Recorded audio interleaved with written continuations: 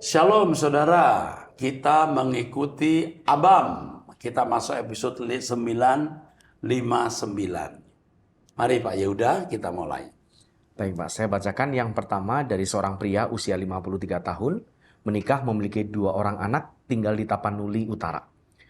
Shalom Pak Eras yang kekasih, mendengar dan mengikuti khotbah Bapak, tak bisa kutahan air mataku. Tatkala mendengar dan melihat Bapak khotbah di Kebon Jeruk dan Mall Arta Gading pukul 18 waktu Indonesia Barat. Sepertinya Bapak kurang sehat sampai-sampai Bapak minta minum di Kebon Jeruk. Jangan sakit ya Pak, bagaimana masa depan GSKI kalau Bapak sakit? Tuhan mengutus Mami Lani menyelamatkan mamaku dan keluargaku. Itu semua karena teladan Bapak. Salam hormat. Wow. Aduh, saya cuma bilang, holong dohoraku Tuhun. Holong dohoraku tuhu di bagasan Tuhan. Saleleng-lelengna. Di bata pasu-pasu nakudang. Udah. Baik, berikutnya dari seorang wanita usia 56 tahun, memiliki suami usianya 62 tahun, punya 4 anak, tinggal di Bekasi. Shalom Pak, saat ini karena kemurahan dan kebaikan Tuhan, suami masih bekerja sebagai kapten kapal Afrika. Anak ada 4 sudah dewasa, kami tinggal di Bekasi. Saya mau berterima kasih Pak, buku Berlayar ke Langit Biru sudah kami terima. Baru baca karena sore terima. Terima kasih Bapak sudah jadi berkat bagi kami dengan firman Tuhan yang begitu membuat kami semakin kuat dan belajar terus di sekolah jurusan etika kehidupan ini. Haleluya. Saya sudah sejak lama selalu dengarkan pujian juga khotbah Bapak di RPK Radio setiap Sabtu pagi dulu. Tidak tahu sekarang, karena sekarang dari jam 4 pagi sudah masuk doa pagi dengan Pak Michael dari GSKI Tomohon, jam 5 dengan GSKI Jakarta, jam 6 dari gereja kami berjemaat. Pak, kalau hari Minggu kami ke gereja kami. Rasanya pengen cepat-cepat pulang karena mau ibadah online dari GSKI. Walaupun itu ulangan, karena kami dapat kepuasan firman Tuhan yang Tuhan taruh di Bapak juga dari GSKI. Kadang kalau suami kerja, saya lebih suka online GSKI, Pak. Maaf Pak, setiap hari selalu mengulang-ulang Truth ID, karena selalu memberkati kami. Saya tidak peduli omongan orang tentang GSKI. Saya sering juga menjawab pertanyaan teman-teman STT kami. Selalu saya katakan, coba dengarkan utuh khotbahnya. Juga dengar seminar-seminarnya. Saya kirim linknya dan puji Tuhan banyak sekarang yang ketagihan dengar khotbah Bapak, juga pendeta-pendeta GSKI lainnya. Walau ada juga yang masih belum terima, apalagi soal buah sulung. Terima kasih ya Bapak terkasih, Pak Erastus, yang mau Tuhan pakai untuk kami menemukan jawaban jalan tembus langsung tentang monoteisme. Yang selama ini kami sering menggunakan Allah bisa berubah jadi 1000, ternyata salah. Semangat selalu Pak, jangan lupakan istirahat supaya Bapak tetap jadi berkat untuk kami. Terima kasih Ibu. Suatu hari kita ketemu ya. Kami bersyukur karena pelayanan kami memberkati Ibu dan keluarga. Doakan kami terus Bu dan saling mendoakan untuk pekerjaan Tuhan yang besar ini. Amin. Pertanyaan selanjutnya dari seorang wanita usia 36 tahun, menikah memiliki 1 orang anak tinggal di Malaysia. Shalom, pertama kali saya ingin mengucapkan terima kasih buat Pak Eras dan tim Abang.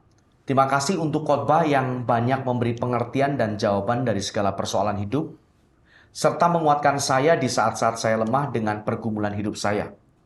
Satu pesan yang selalu melekat di hati saya dari pertama saya mendengar khotbah Pak Eras berbunyi demikian. Kita hidup di dunia ini pun paling lama 80 sampai 100 tahun. Jangan sia-siakan kesempatan. Mari kita berkemas-kemas pulang. Sebab penderitaan di kegelapan itu sangat memberatkan dan tidak berkesudahan. Walaupun saya belum hidup suci, tapi tetap berusaha untuk lebih dekat lagi dengan Bapa. Untuk lebih giat lagi datang di kaki Bapa, berseru memohon bimbingannya. Agar bisa kuat dan berjuang untuk membayar kebaikan Bapa walau itu tidak mudah. Dengan banyaknya benang kusut dalam saya yang harus saya urai. Tak jarang juga saya lemah bila monster dalam diri saya mengintimidasi saya. Tapi saya berkata, saya tidak punya apa-apa di dunia ini. Hanya keselamatan dalam Bapa saja yang menjadi harapan dan tujuan saya, walau tidak mudah dengan dunia yang sangat tragis ini. Semua butuh proses dan Bapa tahu di dalamnya hati kita mencari Bapa Dia. di surga Bapa di surga tahu. Pak, saya minta izin mohon nasihat dari Bapak. Saya punya adik yang sudah menikah dan berdomisili di Manado. Hubungan kami bersaudara memang tidak begitu harmonis karena terpisah dari kecil dan kami berasal dari keluarga broken home. Singkat cerita, Agustus 2023, adik saya menghubungi saya bertanya kabar dan mau pinjam uang dengan alasan usaha suaminya lagi terkendala. Jadi saya pun meminjamkan uang tersebut, ya sekian nominal. Setelah itu kami pun sering berhubungan dan sempat sharing tentang pertobatan karena saya dengar adik saya ini ambil kuliah teologi. Dan dia pun terbuka cerita kalau suami dia itu ditipu partner bisnis dan harus menanggung hutang yang lumayan. Saya pun prihatin sebab saya pernah susah juga dan puji Tuhan Bapak di surga selalu menolong walaupun dengan kerja keras dan air mata.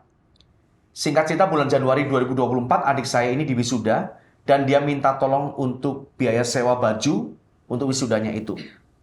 Jadi terus saya transfer karena dari ceritanya setelah wisuda dia mau kembali ke Makassar untuk kerja untuk bayar hutang suaminya. Sebagai info suaminya itu mulai terlilit hutang dari awal 2022, kemudian dia ke Surabaya karena cari proyek dengan abangnya. Dan adik saya ditinggalkan dengan mama mertua, keponakan dari suami adik saya. Singkatnya lagi, di bulan Februari lalu adik saya minta tolong katanya hutang suami di Manado yang adik saya harus tanggung sejumlah sekian. Ini cukup besar jumlahnya dari 2 atau 3 orang yang berbeda. Dan dia harus melunasi hutang itu dulu baru boleh keluar dari Manado. Jadi saya pun bilang ke dia saya pikir-pikir dulu dan saya menggumulinya dulu. Sebab uang saya itu milik Tuhan, saya hanya manajernya saja. Adik saya bilang uang yang dia pinjam itu akan dia cicil bayar setelah dia ke Makassar dan dapat pekerjaan. Tidak mungkin. Biasanya nggak balik. Iya Pak. Ya. Keluarga meminjam biasanya tidak balik. Ya. Terus? Pertama saya rasa ringan hati mau menolong karena dasar kasih. Tapi ada banyak kasus yang saya dengar di Abam. Saya jadi terpikir begini. Saya seperti memanjakan adik saya. Iya. Jika dia sadar dia ada hutang yang harus dibayar, ya adik saya itu harus usaha juga. Cari kerja sementara. Sedangkan secara dia ada suami, kan logikanya mereka berdua boleh cari kerja untuk pelan-pelan bayar hutang. Nanti kurangnya saya boleh tutupi. Iya, dia mau utang cash. Iya. Dari saudara nanti bisa bayar nyicil. Karena tidak ada tuntutan. Nggak ada malu. Iya. Nggak akan main polisi. Nah ini liciknya orang sering begitu. Saya nggak mengatakan dia licik loh. Kemungkinan ada orang-orang licik seperti ini. Iya. Terus? Saya jadi ilfeel karena mereka seakan-akan tidak ada effort, tidak ada usaha. Sedangkan saya di sini kerja keras dan berusaha tangguh di negara orang untuk membiayai diri saya. Tinggal di Malaysia, Pak. Ya, penanya. Jadi menurut Bapak apa yang harus saya perbuat? Terima kasih sebelumnya. Mohon maaf bila ada kata dan bahasa saya yang kurang dipahami, Pak. Ya. Menurut saya nggak usah dibantu. Baik. Nggak usah dibantu. Kalau terpaksa harus dibantu, diberi saja. Saya nggak bisa bantu, saya hanya bisa memberi 10 juta. Dia butuhnya 70. Iya. Iya. Pertama minta 5 juta dikasih. Kedua minta untuk wisuda berapa juta, mungkin 7-8 juta dikasih. Lama-lama ngelunjak. Iya. Ini tidak mendidik. Kalau saya tidak membantu. Dia harus bertanggung jawab. Ya dia bilang ditipu. Tapi pasti ada mismanagement, miskomunikasi, atau kecerobohan. Sering orang mau dapat untung besar, tidak pikir panjang, tidak teliti, tidak jeli, jatuh. Bantu, tapi tidak usah diutangi. Diutangi juga percuma. Ya, tolong ingetin nanti di telepon. Harus diberitahu segera. Takutnya dia keburu kirim uang. Oke. Ya. Kasihan. Dia kerja keras adiknya, lihat wah, kakak saya banyak duit nih. Padahal mereka tidak rukun kan? Ya. Minta duit 5 juta dikasih. Untuk berikutnya berapa juta? Mungkin 7-8 juta. Berikutnya wah mau 70. Nah, tidak mendidik. Ya. Kalau utang hanya 70 juta, saya kira nggak saya penjara. Ya, oke.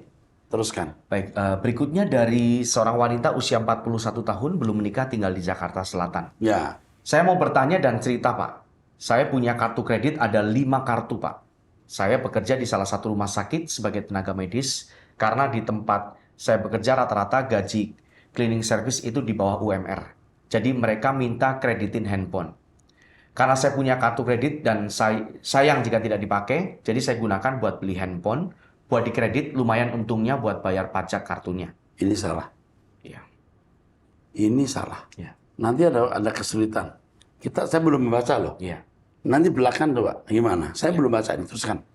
Pertama-tama sih berjalan lancar, Pak. Tapi tambah ke sini makin hancur. Saya bilang apa? Iya. Saya belum membaca pertanyaan ini. Iya. Biasanya kami selalu on the spot ya, lalu impromptu istilahnya, langsung spontan. Pasti ini ceroboh. Iya. Anda ceroboh, udah itu saja. Terus Yang ngutang malah kabur dan saya harus bertanggung jawab buat bayarnya. Karena gaji saya tidak cukup buat bayar, saya bayar minimalnya. Makin lama makin numpuk, Pak. Iya. terus Dan sampai sekarang sampai sekitar, waduh ini jadi jumlahnya 50 juta. besar, Baca aja. 50 jutaan dan saya bingung. Pengennya lari dari Jakarta gitu, Pak, buat lepas dari tanggung jawab. Iya, makanya waktu dia bikin punya 5, Iya. saya sudah berpikir, gue apa? Iya. Untuk apa 5 kartu kredit? Loh, saya yang cukup punya uang untuk bayar saja, saya kadang-kadang cuma bawa 2 kartu kredit, 1 kartu kredit. Iya. Nggak perlu. Ini orang kadang-kadang karena mudahnya ngurus kartu kredit, kadang-kadang juga tidak bayar annual fee-nya, Iya. sembarangan. Oke, terus. Tapi hati nurani saya tidak terima karena itu kewajiban dan harus dibayar. Saya mau berdoa sama Tuhan biar dikasih jalan keluar, tapi baru 2 menit otak saya tidak bisa konsentrasi, Pak.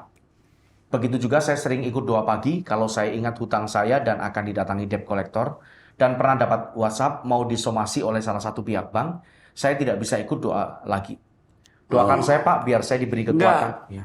Harus bisa berdoa karena jalanmu hanya Tuhan. The last way only God. The last way God only. Hanya Tuhan. Kamu harus berdoa. Dan Tuhan akan memberi pertolongan nanti. Membuat perhitungan dengan bank untuk di rescheduling pengembalian uang itu masih bisa. Dan lain waktu jangan ceroboh. Ya. Terus. Doakan saya, Pak, biar saya diberi kekuatan dan diberi jalan keluar dan dari Tuhan. Oke, Tuhan tolong ya. Kamu bertanggung jawab lain waktu ya. Kali ini Tuhan akan buat kamu lolos. Kali ini. Lain waktu kalau kamu buat yang sama, kamu tidak akan lolos lagi. Oke. Selanjutnya dari seorang wanita, ini mahasiswi wanita usia 21 tahun, tinggal di Kupang. Shalom Bapak rohaniku, Bapak Eras. Saya sangat bersyukur bisa mengenal Bapak. Karena hidup Bapak, hidup saya berubah. Saya juga sangat bersyukur diberikan kesempatan oleh Tuhan untuk menghabiskan masa muda saya bertumbuh di komunitas yang sangat luar biasa ini. Tanpa komunitas dan kebenaran yang murni ini, pasti hidup saya sudah berantakan. Saya izin bertanya, Pak. Saya memiliki adik perempuan kelas 3 SMA yang sudah terjun dalam dunia pelayanan di gereja sejak SMP.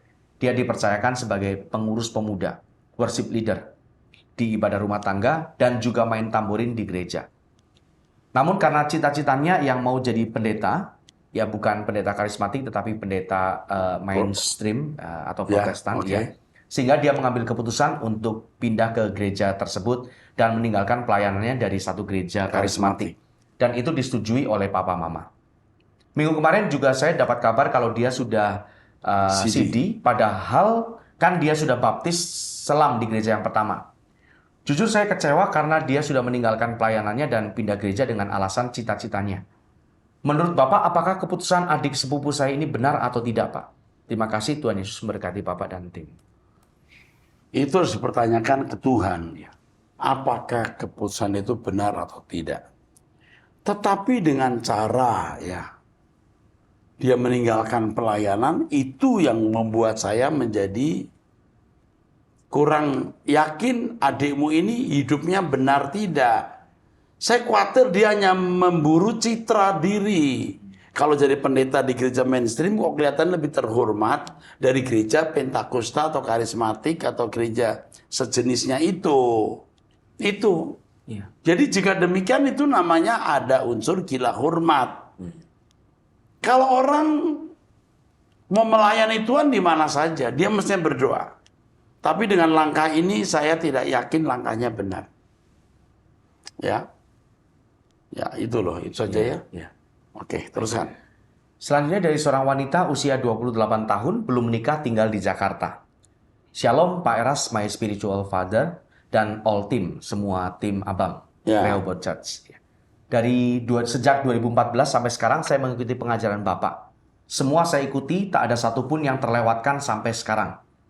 Kalau saya tidak ketemu sama pengajaran Bapak, saya benar-benar tidak mengerti kebenaran firman Tuhan secara benar. Dulu saya rajin banget salah satu gereja, dia sebutkan, salah satu gereja, karismatik. Tapi tidak ada satupun khotbah pendeta seperti khotbah Pak Eras dengan pengajaran yang murni yang benar-benar mengubah hidup orang. Ini gereja besar, Gereja besar. mega church yang disebut ini. Terus, Thank you so much ya Pak. Hidup saya benar-benar diubahkan melalui pengajaran Bapak.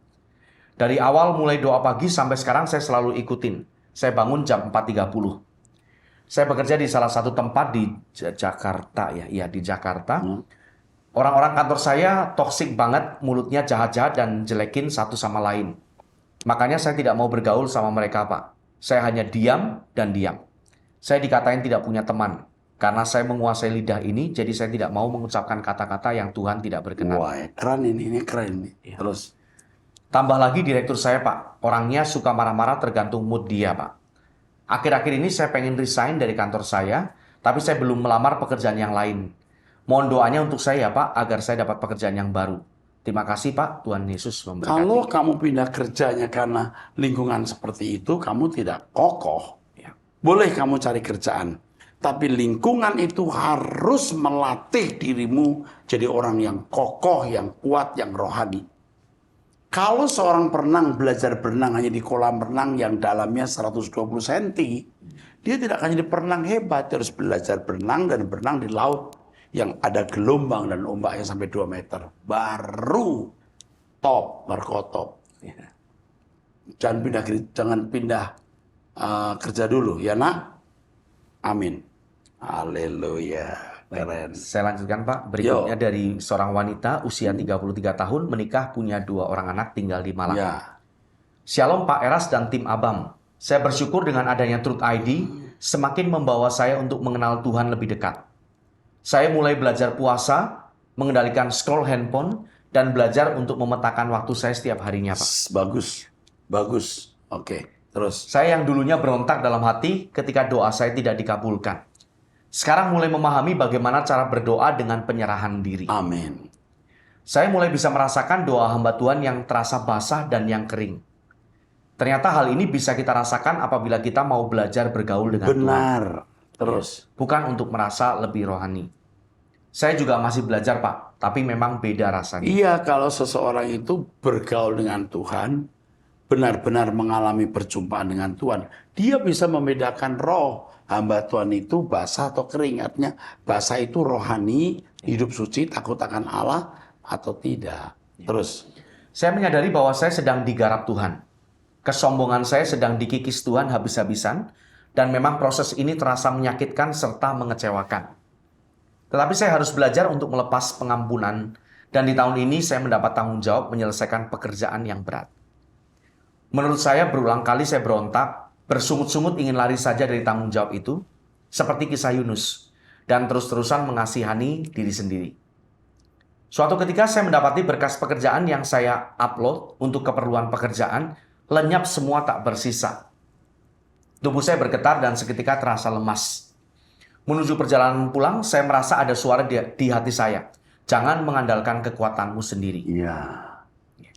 Ini bukan pertama kalinya saya mendengar hati saya berbicara, Pak. Tapi kali ini saya merasa seperti digertak. Saya merasa Tuhan seperti gemes melihat saya yang kurang percaya ini. Iya. Setelah itu saya tidak berani mengeluh atau bersungut-sungut atas pekerjaan saya. Saya merasa ada kegentaran dalam diri saya. Pertanyaan saya, apakah Tuhan memang bisa mengekspresikan kemarahan kepada umatnya dengan cara seperti memberikan gertakan seperti yang saya alami? Karena sebelum-sebelumnya ketika saya diingatkan tentang firman-Nya, biasanya masih kalem, Pak. Tapi sekarang kok rasanya Tuhan sedikit marah ya sama saya. Maaf kepanjangan, Pak, mohon petunjuk. Tuhan lebih besar dari perasaanmu. Tuhan kalau marah bukan jegot atau ngambek. Nggak ada begitu. Rupanya dia ini berpikir Tuhan ngambek. Tuhan itu besar, Maha Agung. Tapi sedih lihat kalau orang itu nggak stabil ikut Tuhan. Jadi sekarang kau minta ampun atas kesalahanmu. Tuhan pasti mengampuni, melupakan. Lalu mulailah dengan hidup baru di dalam Tuhan. Iya. Apa sih masalah utamanya? Masalah utamanya, ya dulu Tuhan kalem, sekarang berasa seperti itu. Ya iyalah. Waktu anak umur 5 tahun tidak mau sekolah, dia bilang, Mama, saya nggak sekolah, badan saya anget. Ya. Dipegangin. Enggak, tapi aku nggak mau. Ya udah, besok sekolah ya. Coba umur 8 gitu. Mama saya anget, ceplok. Iya. Hati-hati loh, jangan nakal lagi. Kalau kemarin cuman gitu, nanti lama-lama ceplok. Terus nakal lagi, ambil rotan. Jangan ya. Oke, teruskan, teruskan. Baik, pertanyaan selanjutnya dari seorang wanita no name anonim ini. 081236 sekian-sekian. Ya. Ini pertanyaannya masuk tanggal 18 Maret hari Senin, Pak. Pertanyaan ini. Shalom, pagi ini saya lihat Om Eras sepertinya kurang sehat. Susah bicara, apakah sedang sariawan, Pak? Istirahat, Om. Jangan sakit. Kami masih sangat membutuhkan bimbingan Om Eras. Aduh, kamu siapa namanya? Nggak ada disebut namanya. Kan aku mau bilang I love you. I love you, ya. Iya. Oke deh. Terima kasih untuk kasih sayangnya. Tuhan pasti balas karena saya hamba Tuhan, saya melayani sungguh-sungguh. Kamu sayang hamba Tuhan, yang disayang Tuhan, kamu disayang. Terus kan. Berikutnya dari seorang wanita usia 40 tahun, menikah memiliki 4 orang anak tinggal di Jawa Barat. Saya ibu rumah tangga yang sudah memiliki 4 orang anak. Dari pernikahan yang pertama, saya punya 2 anak, laki-laki umur 18 tahun dan perempuan umur 14 tahun. Saya gagal dalam pernikahan yang pertama karena mantan saya itu ngobat pecandu obat-obatan. Sehingga saya tidak kuat lagi menghadapi mantan suami yang seperti itu. Tapi dia tidak kasar, cuma satu, dia pecandu obat-obatan. Sedangkan dari suami saya yang sekarang ini saya memiliki 2 anak laki-laki umur 10 dan 8 tahun. Selama berumah tangga saya selalu merasa tertekan karena dia merasa benar terus, kasar sikapnya, sampai melakukan KDRT ke saya di depan umum dan di depan 2 anak-anak yang kecil itu. Saya pernah ajak dia konsultasi ke psikolog atau pendeta, tapi dia bilang, kamu saja sana. Kalau mau berubah, kamu saja yang berubah. Saya nggak mau, dia jawab begitu. Sampai ke orang tua saya pun dia bersikap tidak baik. Orang tua saya dibilang kasar. Sama dia melontarkan kata-kata kasar, kata-kata binatang ke orang tua saya. Wow. Saya beli makan buat orang tua saya, dia buang di jalan. Karena cuma gara-gara hal sepele. Wow. Dan kepada kedua anak saya yang besar itu, dia tidak bertegur sapa. Dia cuek, masa bodoh, dan tidak peduli. Kenapa kamu kawin sama monster ini? Ya. Mestinya kamu nggak menikah lagi. Ya. Udah punya pengalaman, punya suami ngobat. Mungkin suami kalau yang ngobat itu berhenti ngobat, dia bisa bertobat lebih baik dari dia loh. Tapi nasi sudah jadi bubur. Sekarang yang kamu lakukan, tenang, doa pagi bersama saya, belajar firman, hidup suci, kamu dibela Tuhan. Kamu dibela Tuhan, ya. Jadi kekasih Tuhan, kamu dibela Tuhan. Teruskan. Di depan karyawan dia kasar ke saya. Di depan konsumen dia juga pernah lempar barang ke saya. Terus, Nasi makanan yang ada di dekat dia dilempar ke arah saya. ah, Saya sudah ajak dia ke gereja, dia mau, tapi tidak lama dia begitu lagi. Sampai saat di depan gereja pun dia mau KDRT ke saya dengan melempar jaket ke arah saya. ya, Saya juga sudah bawa dia ke pendeta, coba nasihatin dia, tapi dia terus-terusan melakukan itu ke saya. iya deh KDRT lawan perempuan. Iya. Kalau dia jagoan, lawan itu orang hutan di kebun binatang, baru jagoan. Iya. Kenapa mesti lawan orang hutan? Ya dia tuh mestinya nggak jadi manusia. Itu maksudnya. Iya. Kejam loh sama istri begini. Ya. Istrinya udah pernah pahit dengan suami yang pertama, sekarang tambah pahit. Tapi tidak apa-apa, Tuhan pasti bertindak. Terus. Dan kalau kami sudah lagi tidak ribut, dia cari-cari terus kesalahan saya, apapun itu, sekecil apapun itu. Dan ini berlangsung terus-menerus. Benarnya cuma paling lama bertahan 1 bulan, habis itu dia cari masalah lagi. Iya, sampai nanti dia tergeletak, dia bilang mama, itu sampai di situ. Iya. Sampai di situ. Saya bukan mendoakan, tapi orang begini nggak mungkin nggak disiplin Tuhan. Ya. Masalahnya si ibu ini berapa umurnya? Usianya 40 tahun, Pak. Ya lumayan lah, lagi mateng-matengnya nih. Lagi mau mateng maksudnya. Mestinya ya Bu, ibu cari Tuhan aja deh. Lawan dengan kesucian. Ingat, lawan dengan kesucian. Dan keakraban, keintiman dengan Tuhan. Tuhan yang bela. Terus. Ya. Bagaimana cara menghadapi orang yang kayak gini ya Pak Udah Erasus? saya kasih tahu. Iya. Terus. Apa yang harus saya lakukan? Udah saya sudah. kasih tahu. Iya. Sehat selalu buat Pak Erasus. Terima kasih Tuhan memberkati. Ini ibu-ibu janda nih. yang belum nikah. Kalau nggak penting, nggak usah kawin lagi, ngapa? Ya, Iya. cari masalah. Apalagi ya kalau sudah umur di atas 40 tahun. Kalau rusak itu susah diperbaiki. Ya? Jadi mendingan nggak usah, kamu cari Tuhan saja. Itu loh maksudnya. Ya? Iya. Oke, teruskan. Baik, yang berikutnya dari seorang wanita 081283 Iya. sekian-sekian. Kepada yang terhormat Bapak Erastus, Shalom dengan penuh kerendahan hati, saya kembali menyampaikan amanat Bapak Elohim Yahweh. Bapak Erastus, loh ini kok, Bapak Erastus, Hanukkah atau tempat 7 lilin di mimbar gereja yang menyala untuk mendengar suara Tuhan Yesus Kristus melalui Bapak, tidak dirampas iblis. Mereka atau jemaat jadi kuat dan mampu melakukan firman Tuhan. Amin. Bapak, keadaan sudah sampai di sini. Sefanya pasal 2 ayat 3 sampai 4. Saya mohon bantu saya dan keluarga saya dalam doa. Saya selalu doa untuk Bapak dan keluarga Bapak. Mari Bapak kita saling mendoakan untuk seluruh anak-anak Tuhan Yesus Kristus yang ada di seluruh dunia untuk diberi kekuatan yang melekat pada Bapak Elohim Yahweh. Ini mendukung kita. Ya. Coba Yevanya apa bunyinya? Sefanya pasal 2 ayat 3 sampai 4. Ya, coba. Ini kan mau memberkati kita nih. Biasanya kita memberkati dengan jawaban. Dia memberkati saya dengan ayat Alkitab, ya kan? Oke, keren. Sefanya 2 ayat 3 sampai 4. Carilah Yahweh, carilah Tuhan, Amin. Yahweh. Hai semua orang yang rendah hati di negeri, Yes. yang melakukan hukumnya. Amin. Carilah keadilan, carilah kerendahan hati. Mungkin kamu akan terlindung pada hari kemurkaan Yahweh.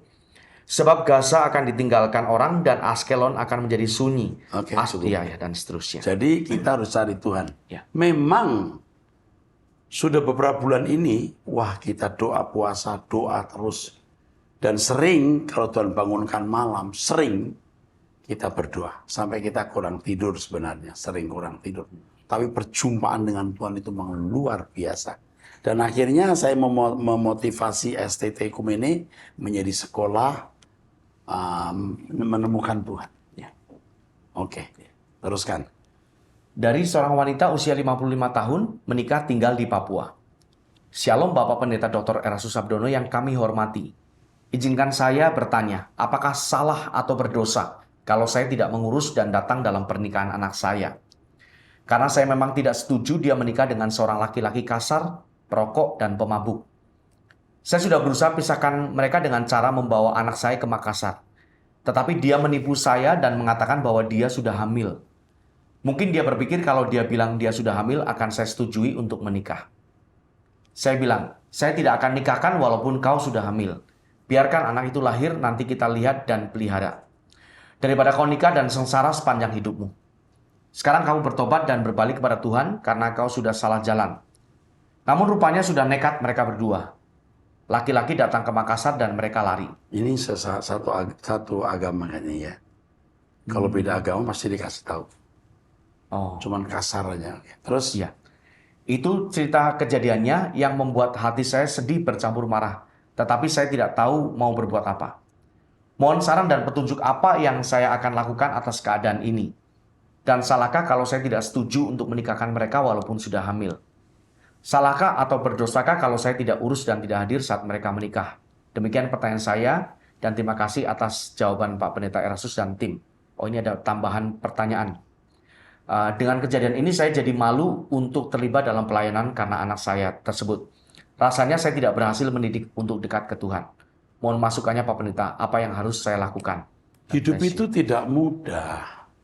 Anak ibu ini menikah dengan orang yang kasar, apa tadi itu? Rokok, pemabuk. Pemabuk ya. Ya. Tapi kalau sampai ibu tidak hadir, ibu kehilangan anak selama-lamanya. Nanti kalau dia, misalnya nih suaminya mabok, dia pukul, dia nggak punya ibu, nggak punya siapa-siapa, dia bunuh diri. Ibu mesti datang. Ya. Setelah itu ibu menunjukkan sikap tidak setuju maksudnya. Saya nggak setuju tapi datang. Siapa tahu suaminya masih bisa bertobat. Ya. Kalau ibu sudah tidak datang, ibu kehilangan anak. Maaf ya, ibu bodoh. Jadi datanglah. Dan rebut anak itu dari tangan dia. Karena dengar ucapan saya, dia masih bisa pisah dan bawa anak. Dan ibu masih bisa beri kesempatan dia hidup bersama ibu. Oke? Tuhan berkati. Sampai bertemu di episode 960.